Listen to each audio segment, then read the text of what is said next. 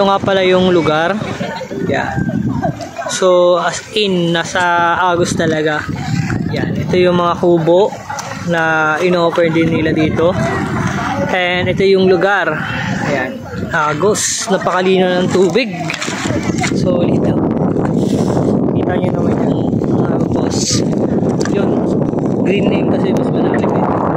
So dito yung muna kami. Eh nung nasaktuhan na kami na umuulan. Yan. So yun. Yeah. Let's go! Hello mga boss. Yan, nandito nga pala tayo ngayon sa Agus River. Yun, ito yung lugar. Yan. So libre nga lang pala yung entrance dito. Ang babayaran mo lang is yung cottage.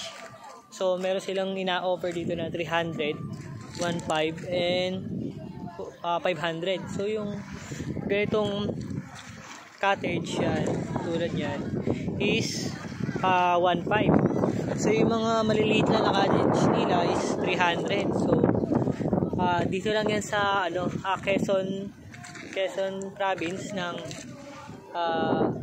Agus River nila.